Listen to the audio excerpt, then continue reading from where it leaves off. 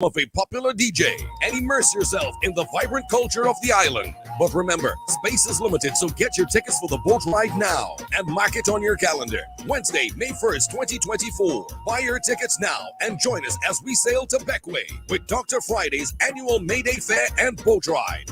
This one you won't want to miss. Everybody dreams of go England, my dreams to go Beckway.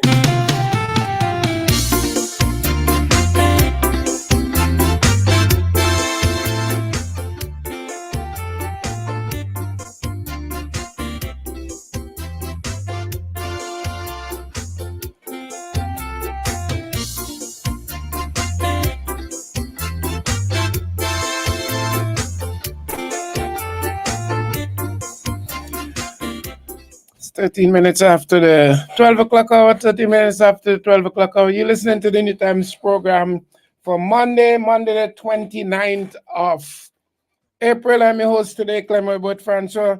Thanks for joining me on today's program. We had the major in with us earlier this morning. Remind you of that boat ride on Wednesday, and also we have there'll be raffle. So work at a little extra so you could buy a raffle, a food hamper, and all these things that be given away. We are waiting to be joined on our live stream by our leader, Dr. the Honorable Godwin Friday. He should be with us soon, so we look forward to that. But just to remind you, Wednesday, boat ride to Beckway, annual Mayday boat ride and fair. All right? So you can look forward to that activity. Yesterday, we were out at North Windward area, in particular for that, the closing of the Chevron John North Windward cricket, T10 cricket tournament. Lots of people, lots of great enjoyment. Some lovely cricket, seriously, some very lovely cricket. Good sixes, nice catches. They're really good, and a good crowd. So we could look forward to that next year, and we could look forward to the boat ride this Wednesday. As we just say, I'm in local Palang, tomorrow Wednesday. So we look forward to those. All right, so we will be joined shortly. We should be joined shortly by Dr. Friday. So just gonna get this organized while we there.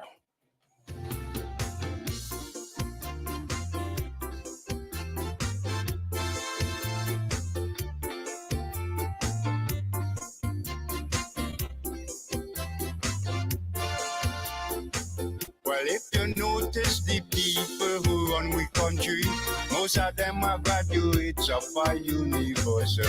But in spite of all their big qualifications, they fail to sensibly govern our nation.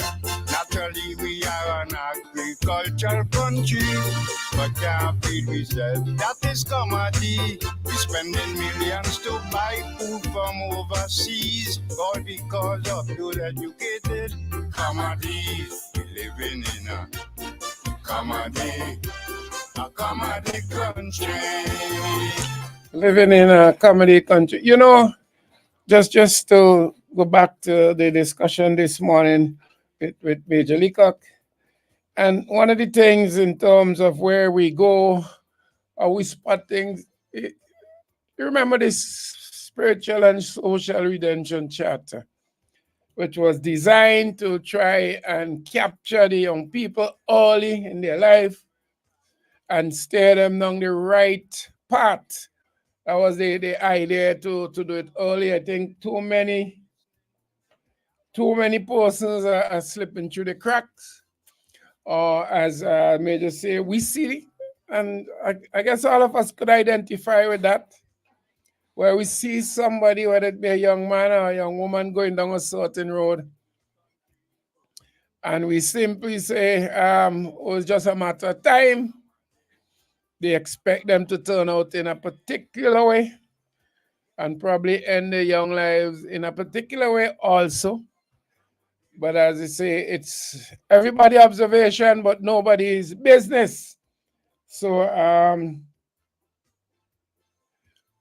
it's everybody observation, but nobody's business. And then we wait until that so to speak, fester I will end up with a hardcore criminal or somebody who just have no regard for society, don't care about the consequences of the action, don't think beyond their action to even, say, well, we will have consequences. And that is sad. And at that stage, it's very, very difficult to get those persons back in the system. And wait. Also want to say to you that there's a lot of organization going into the event on Wednesday also, but we'll have Dr. Friday with us momentarily. Let's give you some numbers. Remember, when Dr. Friday come in, please let us give him a chance to make his presentation. All right. But for now, the numbers are 78445659667, 718-734-5615, and the WhatsApp 784498382. That's somebody saying the youths.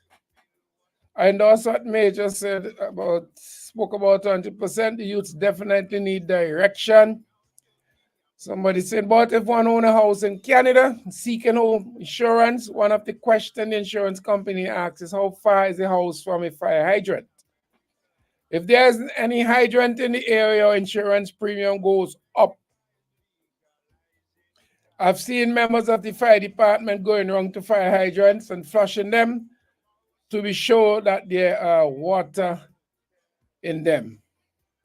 So we have that activities in those areas. All right, so we can look forward to that.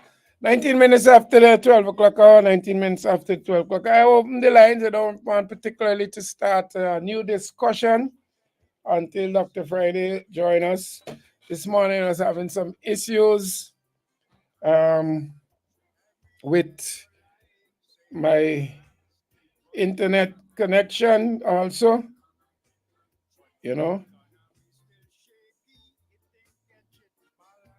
So just responding to text there. Oh, okay, he's here. My bad. I'm gazing. All right, so we have Dr. Friday in with us. Great. Good. Let me make sure my the mic system is up. Good afternoon, Dr. Friday. You heard me loud?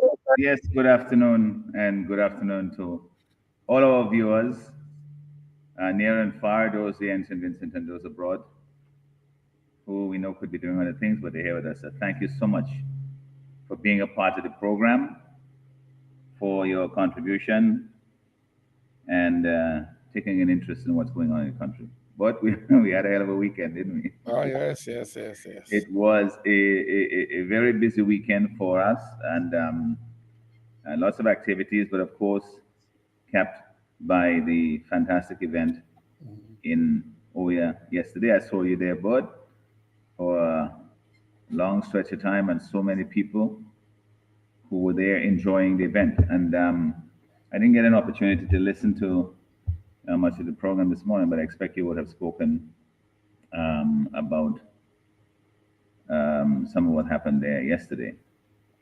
And just for me to basically say that, I am ecstatic by the fantastic event that was organized by the North Windward constituency, Chevron John and her team, and of course assisted by our General Secretary and Public Relations Officer and other members of our team and others who have generously contributed to making this the fantastic, successful event that it was. Last year, and let me just for those persons who may not have been listening earlier or who may not know a bit about the event, that it's a community event, a cricket tournament that was organized by Chevron John Senator Chevron John and her team in North Windward, and last year was the first event. And I was there and I saw the tremendous support that was there, the feeling in the community, the goodwill, the expectations, the shared joy of being part of this event in OIA and having everybody come essentially to be a part of it there. And so I said, that Siobhan, really, this event needs to be made even stronger so that we have the participation of more persons in the community and people from elsewhere. And so we were all very keen to arrange it again this year and to give the support that was required to make this into really what was a fantastic event. It was more than a community event. There were people from near and far who came, drove all the way out to OIA to be a part of this. And everybody who met me, they were just smiling and saying, this is fabulous, The cricket was so competitive. You thought that this is like CPL or something, it was the players, some of them I know, because some of them I used to play cricket with here in Beckwith. The Brown brothers in particular, some of the guys, we could have made up an entire OIA team from the players from OIA who used to play in the T20 tournament in Beckwith. And so I met some of them there, and we were talking, reminiscing about the days when our tournament used to go on here, and when we used to play together, well, against each other. But it was great to see that they took to this in such a way that made you feel, well, this is serious cricket. These guys are really serious about competition. We had regional umpires, and you had Tina Best out there, hitting the ball all over the place and threatening to bowl at 95 miles an hour. It was. That's great. And look, you missed the instant replay. Our third umpire, we actually had third umpire where the umpires had the and live screen replay to look at the replay and the live stream. Fantastic run out that the young man who got the prize for the player of the day, essentially. And some of the fellows around me were standing and said, "Did he make his round?" I said, "Check the replay." So they just look over at the screen, and sure enough, you saw exactly what happened. So it was fantastic, really. And what I was really so pleasing to is you see people there from all walks of life, young and old, people I'm sure of different political persuasions who came out just to be part of this community event. People came from near and far. The people all the way from Beckwith came up, and I saw them on the boat, and they said, where they're going out to OIA, they're going to be part of this thing. So Siobhan and the team, they deserve to be congratulated and having such a wonderful, successful event. So many people there last night. I left there 8:45, and there was still a lot of people in the park enjoying the event. And this was all done, but just through initiative and basically having an idea that this is somebody who's connected with her constituents, and so she knew that this is something that the people there would embrace, and that they would be a part of it, and it would do some good in the community because people, it's an incident-free event. I mean, the strongest words I heard were some words against the umpires, of course, when your favorite player got out. Everybody had their own view as to whether the decision was right or wrong. But in the end, it was just part of the competitive spirit, where everybody wanted to win. And I want to congratulate the teams that won, the OIA Strikers, for their fabulous win. The family team for their, I think they're repeating as champions in the women's side last year and this year. BioLinkers came close. That is a team put together by Chieftain Neptune. Oh, okay. He was telling me that he was going to win the tournament. So I said, well, we shall see. And as he progressed through the tournament, I said, well, maybe there is belief, and there is you're talking about. And they played well, They really they had a chance of coming out on top there yesterday. But in the end, the OIA Strikers, they won, and they were deserved champions because they played, having made only 78 runs. They played very, very bowled well, fielded well, and so forth to keep the Linkers at bay.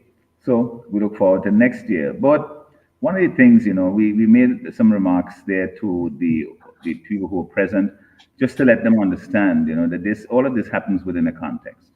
It is not just and a sort of a discrete event, a separate event that Chevron said, let's do something that is fun and people will enjoy it and so forth. It's part of a larger picture of us as a party reaching out to the young people to get them to understand that we want to make things better for them. And it starts with, with sports. Well, it starts in school, but that is a subject for another time. But for now, in this event, we speak about the sports that we have been championing as a political party. As you know, we announced our national athlete program some time ago, and this is directly intended to give confidence and hope to our young athletes, the young emerging athletes and the elite athletes, those who have demonstrated their competitiveness regionally and internationally, to provide support for them so they know that they are doing their very best to represent themselves and their country. And we as a country, we benefit when they perform. Look at the pride that was exhibited yesterday and then previously when in the pen relays as the grammar school won their heats and so forth, and Thomas Saunders performed. These are things that transcend the sport. When they win, they become national matters, things from national pride. And so we have to give them that support. We can't just say, whenever you do well, we will come and piggyback on it and so forth. And if you succeed, then you do it just on your own. We as a society, as a country, we value the talent and the potential of our young people. And the least that we can do is provide the basis for helping them to achieve their full potential, whether it's in academics or in sport or in the creative arts and so forth, wherever we can assist them to do so, because we know that in doing so, they develop themselves, they bring pride to our country, when they succeed, and certainly they succeed whenever they essentially keep themselves, physically fit and mentally fit and so forth, and achieve the best that they can. And our National Athletes Program, this is basically what it says, that if you achieve at a certain level as an emerging athlete, and in any discipline, it doesn't have to be just athletics and field events, sports in general, cricket and netball and football and sailing and swimming and so forth. All of those sports are included. I see youngsters practicing rugby out at the airport, the old airport, on a daily basis. I hear archery as well is growing as a sport here. Tennis and squash and all of these events, we have individuals who table tennis can, achieve tremendous things. Basketball, how can we miss that out? These are things that these are all the disciplines are included, and essentially our representative from East Kingstown, the Honorable Fitzbramble, is heading up this initiative for us to do the consultations, and I know both you yourself has expressed an interest in being a part of that process, so that we can set proper standards that are achievable and that that encourage people, and that we have the means in order to support them and give them the opportunity to develop to the very best. And of course, this is part of our plan to develop the new economy. We say that the new economy is made up of all those things that we know are important, but we haven't traditionally thought of them as economic activities: the creative arts, entertainment, the sporting activities, and so forth. All of these, when our young people achieve the very best and they can compete regionally, they can make a living doing it as well. And in so doing, they help to develop themselves, their families, and the economy here in St. Vincent and the Grenadines. But we have to go beyond that as well. That is a promise that I have made as a political leader and as the New Democratic Party, to help our youngsters, our young people, to achieve their best. And they are willing to do so. But we have to provide the facilities as well. You can't just simply say, okay, you're going to become a good cricketer, but you don't have a pitch to play on. You don't have a field. You hit the ball and it's going in the bush. You don't have a proper swimming pool at the right length to be able to train properly. You don't have in netball and so forth, you're playing anywhere outside of the Nutrition Netball Center, and you're playing essentially on, such a rough surface that if you fall, you could lose the skin on your shin and your knees. These facilities, many of them are present in the communities, but the government has allowed them to run down. There's no doubt about it. We highlighted that some time ago when several of our members from various parts of the country looked at some of the hardcore facilities. That was only hardcore, and just took some videos and posted them and said, listen, guys, I'm not making this up. This is what this hardcore looks like. The government essentially has let them run down, and they have paid no attention to them. They have not done what is necessary to provide the facilities to help our young people. So there's no point in talking and saying that, oh, you are lauding and praising our young people when they achieve, when you have not provided the basis for not just them, but for others to reach that potential that God has given them. So yesterday was a clear example of that. You saw the OEA playing field. I mean, we put tents and lights and all that stuff around there, but you have to bring in restroom, the portable toilets. You have to, everything has to be imported. The lights, you have to bring everything because it is just an open field.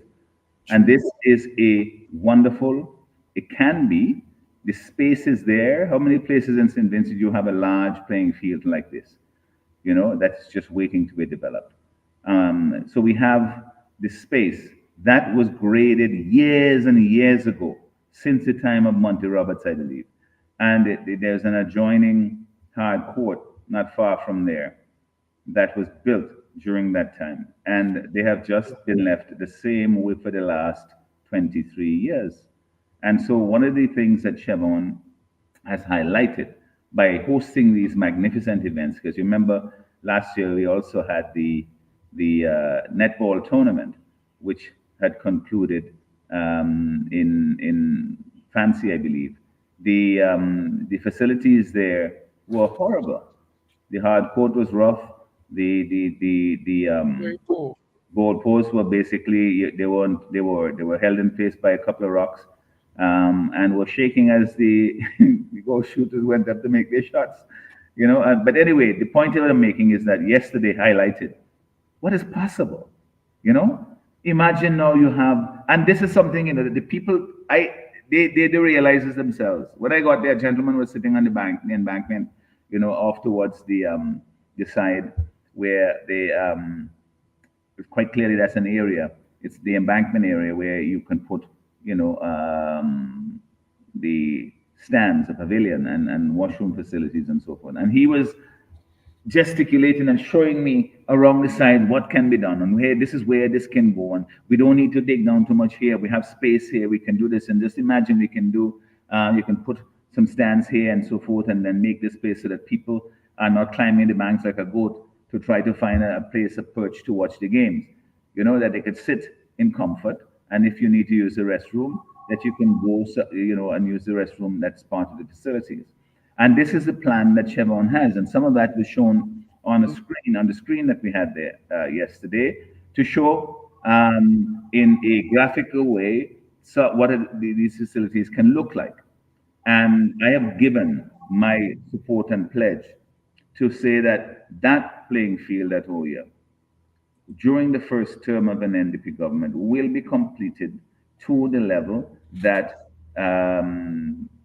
will provide seating facilities, restroom facilities, and a completed playing field with decent playing surface and so forth, so that the community can truly enjoy it. It's not hard to do. It's not even that expensive to do. You just simply have to have it.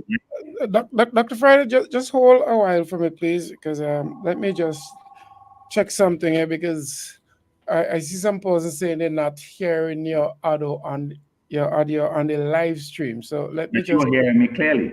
Yeah, I'm hearing you clearly. So let me just see if I get that started out. So just give me a minute. Let me see exactly if I can figure out what's the issue there. So just give us a while.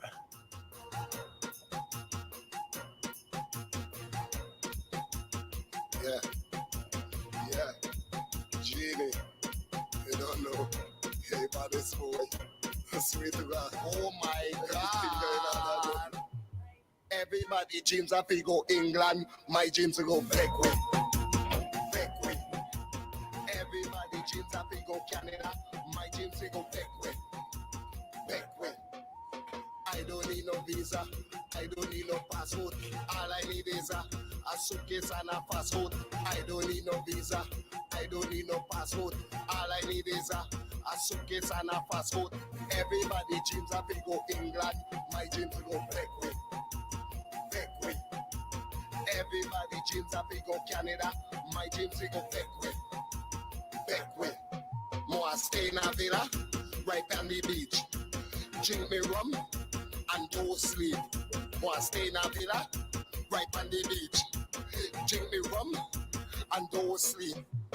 Everybody dreams of go England. My dream to go back way. Back way. Everybody dreams of go Canada. My dream to go back way. Back way. Yeah, I don't know. How come me when I tell you? Everybody dreams of go China, Japan, Taiwan. My dreams of land a Canada one. Everybody dreams of go England. My dreams to go back way. Back way. Everybody dreams of go Canada. My dreams to go back way. Back way. And we did it. Life for the life. Yeah.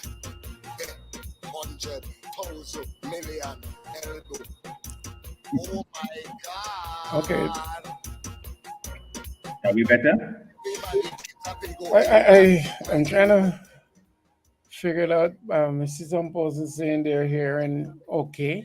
Mhm. I don't know if it was that particular post you're hearing also. Okay. So, all right, let's just get that.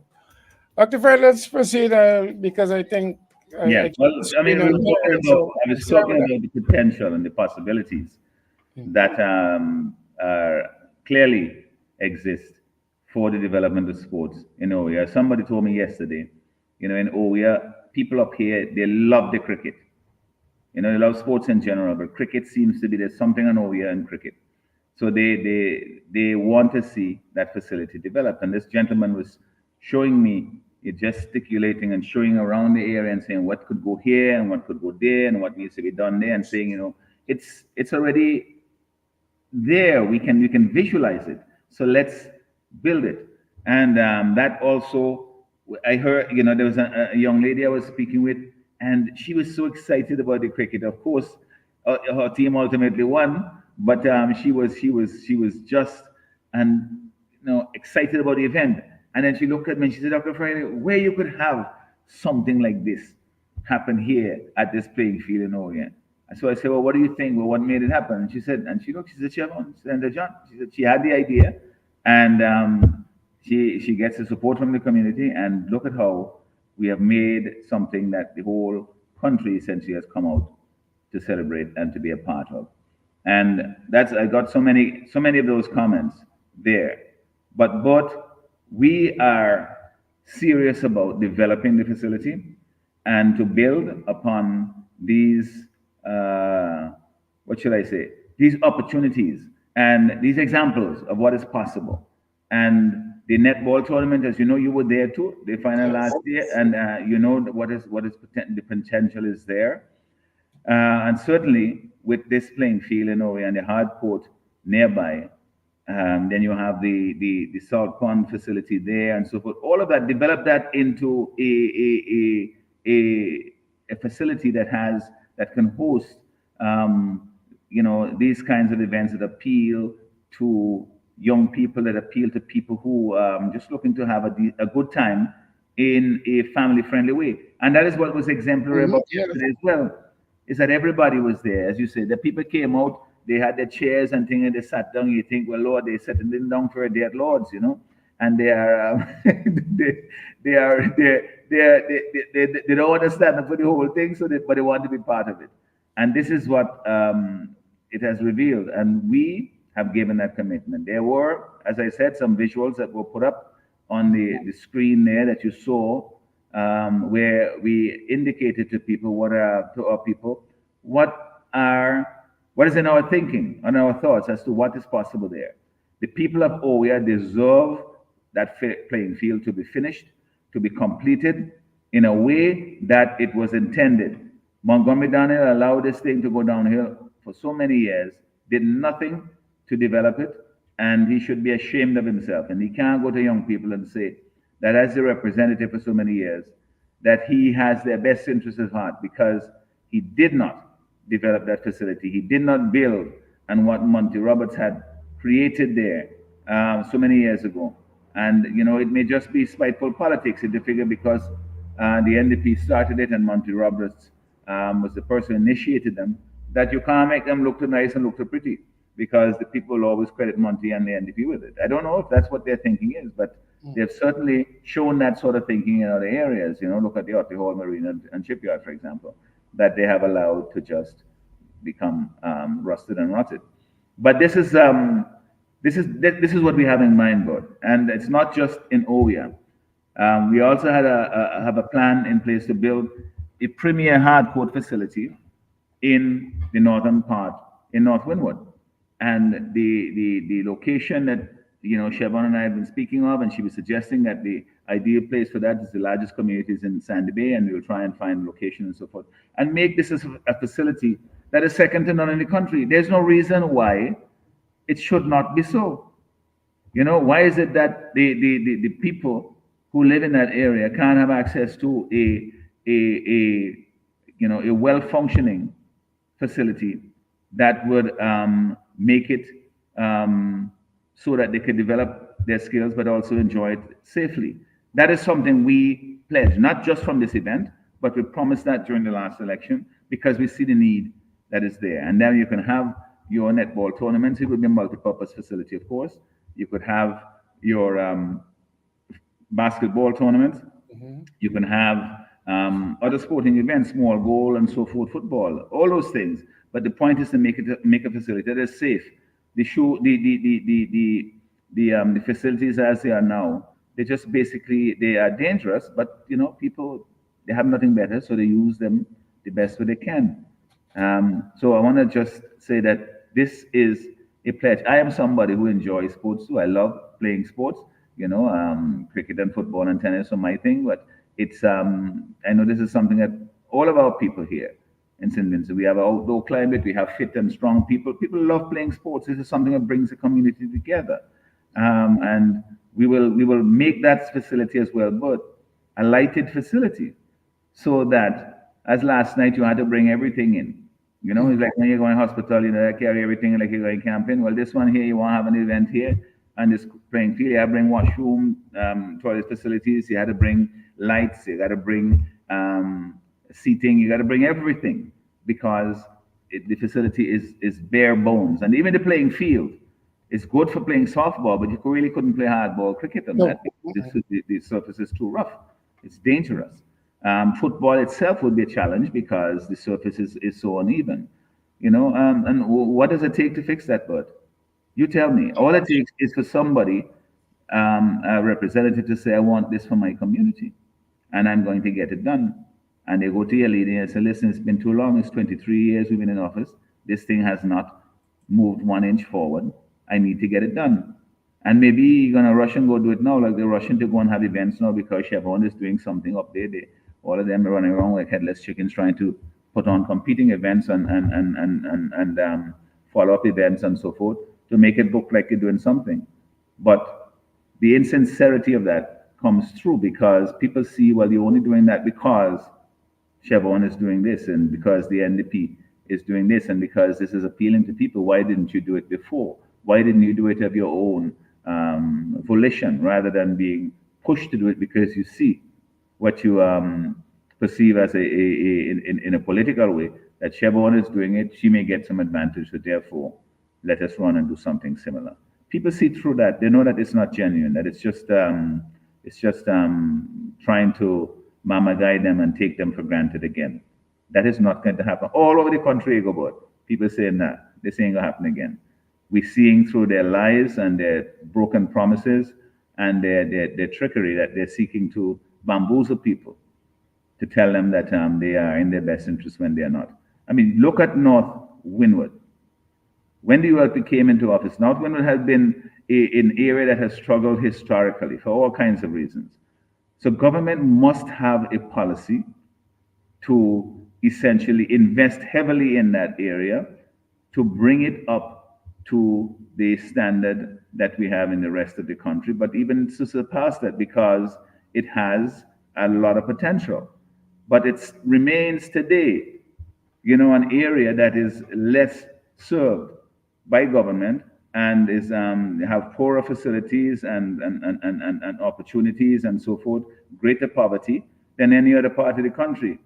They, in their 23 years, they said they built a bridge to get across the dry river, but you're going back and forth and you ask yourself, well, what else has changed? What have they invested to make the community to take advantage of that infrastructure that they say that they built?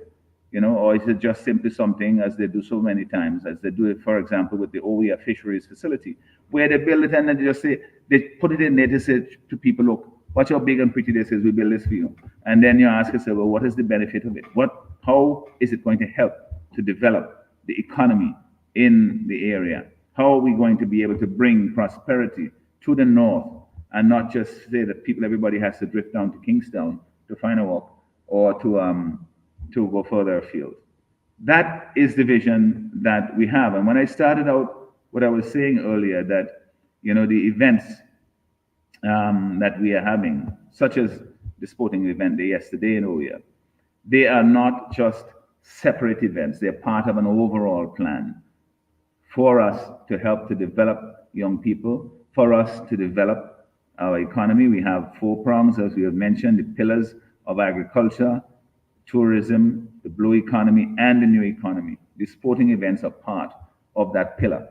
That's the new economy. We are serious about that, of developing our athletes, our creatives, people in handicraft industry and new industries such as call centers and so forth. All of these things, we are going to find a way to make the most of them so that we can make a living here in St. Vincent and the Grenadines. There is not going to be any single miracle that comes, whether it's an enterprise.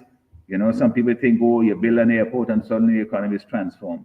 No, it isn't. You build a port in Kingston, the country is going to be transformed. That is BS. We all know that. What you have to do is you say, this is the basis. It's the basic infrastructure that is needed for us to move forward. But then you have to do things, economic activities, you have to do productive activities in order to utilize that infrastructure to make money for those people who are engaged in those activities and provide a basis for a wealth generation in our country, increasing wages, increasing the amount of money government takes, not as a percentage, but in absolute terms, because the cake is growing, to be able to fund our social safety net, our hospitals, our schools, to fix our roads. People are not going to always just give us a blank check and say, listen, fix your roads, your hospital, do whatever you want with it. When they do that, we should be grateful and say, listen, guys, we're not going to always have this. Let's use it as a basis so that we can generate the revenue for ourselves to be able to maintain these things and to be able to build new ones.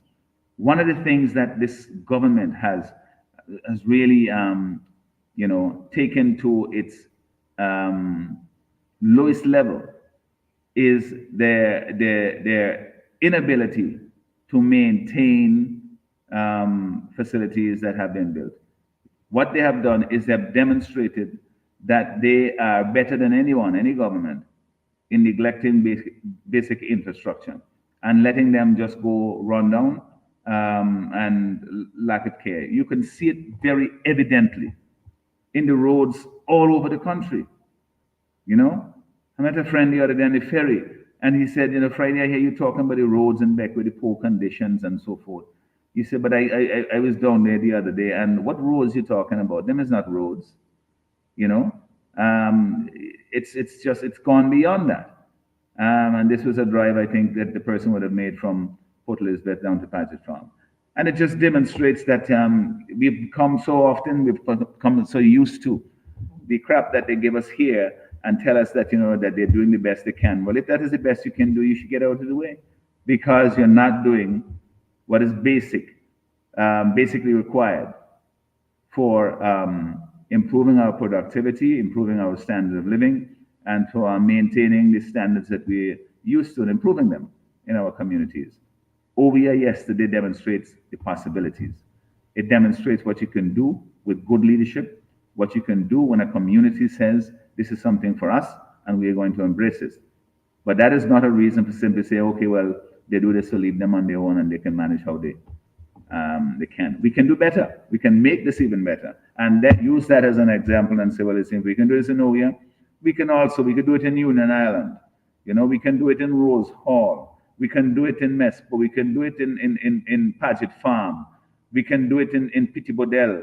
We can fix that playing field and the stands there to regenerate them. And so we have all these things that our young people can benefit from. So let me just encapsulate this. Yesterday was a fabulous event. We had, you know, so many people were there, and wonderful event, good spirit, neighborliness, not a single negative incident in the entire 3 months that the tournament has been going on. I want to thank all of those people. I want to thank in particular the people who were there, not just yesterday, and everybody shows up for the final because that is the premier event and so forth.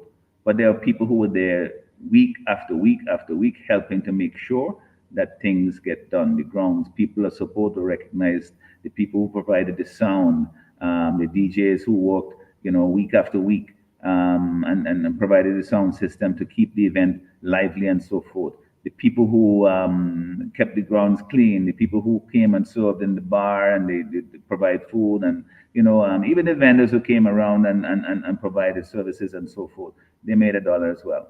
So this is something that is good for the community, and we are 100% behind it. I want to tell the people of OVIA, we will fix that playing field. Siobhan made you that promise yesterday. We will complete it, and it will be lit. So this will be a facility that you can use in the evening as well. And the hard court will be fixed. The surface will be redone, and those, we have lighting fixtures on it, but they are not working. So what's the point of having them? If they're not working, they're not lights. They're just, what do you call them? They're not even decorations. They're just physical structures. Right now, the facility has been pretty much left abandoned by the government. I give you that pledge that Siobhan said yesterday, we will fix it. And that will happen during the first term of an NDP government. So let's get it done.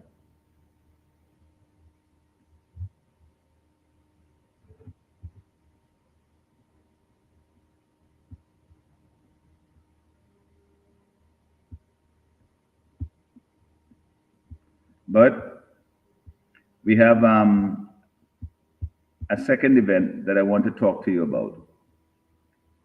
And that is my May-Day Fair that is coming up, the day after tomorrow. As you know, we have this event annually, and it's a fundraiser for the Northern Grenadines constituency. And I want to thank all those people who come down on the boat ride to be a part of it, because it's fun, you know. The boat ride is fun when you come down on the boat ride on Wednesday. MB Admiral is running a trip. Get your tickets. I heard them advertised this morning here, and know that people were asking me about tickets yesterday. I don't have tickets to sell because, you know, we're not selling tickets from Beckwith to go to mainland. The tickets are there at the office and a couple of other places, but those are all advertised. Get your tickets because there's only so much space is available on the boat. So I would like to see you here. I would like you to come and be a part of this fantastic event. Over the years, we have built it, Dr. Friday's Fantastic Fair. So let's make it a fantastic event. And I'm looking forward to seeing you all here on Wednesday. I'm looking forward to hosting you here on Wednesday, having a good time right under the almond tree. You come off the boat, you don't even have to travel anywhere else. You walk straight across, and there you are, having a wonderful time. And of course, there are a lot of activities, food and drinks for sale. We have games of, you know, that are being played, the usual things, face painting and so forth. We have just the lots of the tent. One of the favorite tents is the sweet stall that Mrs. Friday and Mrs. Davis operate, have done so for many years, and lots of goodies that are for sale there. And the music, the camaraderie, just meeting people from all over the country, those who come down, and of course from all over Beckley. Because like Siobhan's event yesterday, this too is a community event. Everybody is invited and everybody comes out. It is not something where you say, yes, of course, it is my event as the political leader and as the parliamentary representative from this constituency, and representing the New Democratic Party. You know, that is, I am the organizer of the event. I am the host of the event, but I am doing this for the entire community. And over the years, this is how people have embraced it. And, you know, we go light on the politics, but we go very heavy on the community and the fun and the sharing some good time together. Because if we can't do that as a people, you know, and we are so divided that we can't come together and share in a fun event that we all know that we can and will enjoy, then it means that what we are fighting for, we've already lost it. You know, we have to be able to stay together as a community, despite our whatever political or personal differences, that we don't make them to a point that we can't come together and enjoy a community event.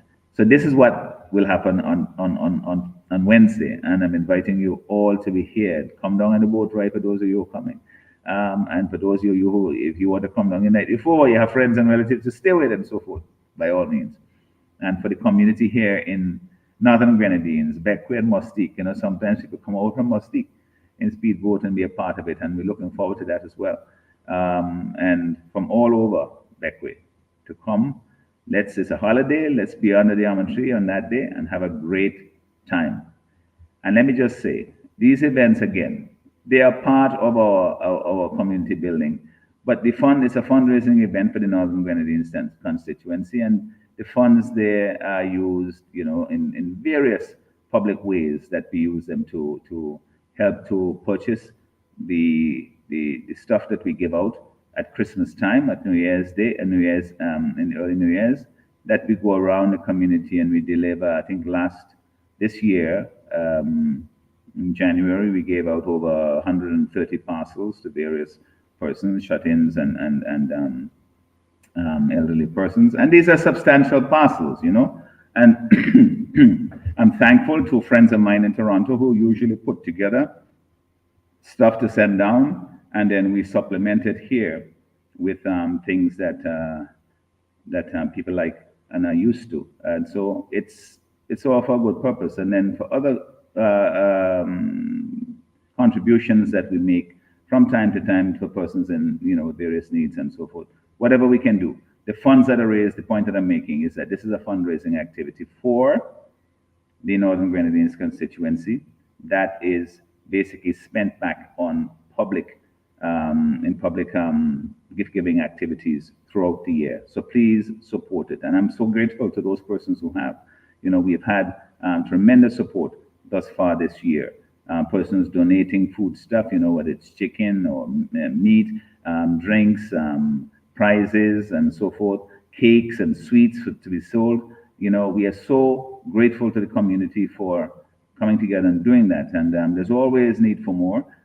Whatever is done, we sell, we raffle them, we do whatever we can do, you know, small things that we do to get them to raise $100 or $200 on the items and so forth.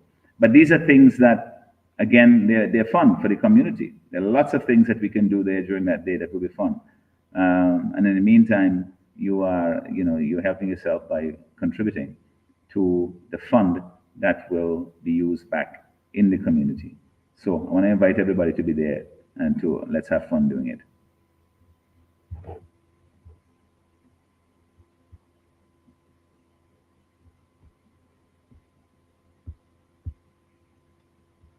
But I'm not hearing you.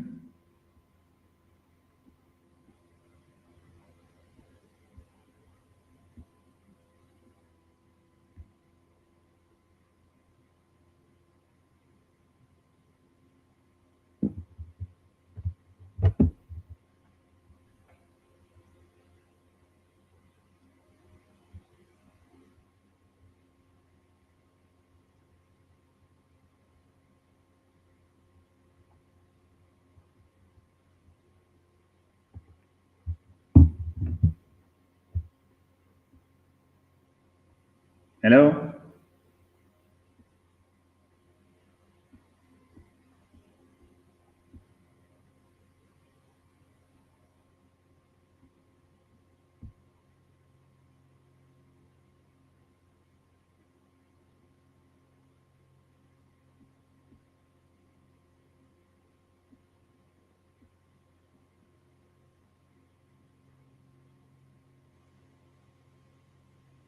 Okay, well, I can't hear you, so I'll leave the studio and come back in. I'll try that.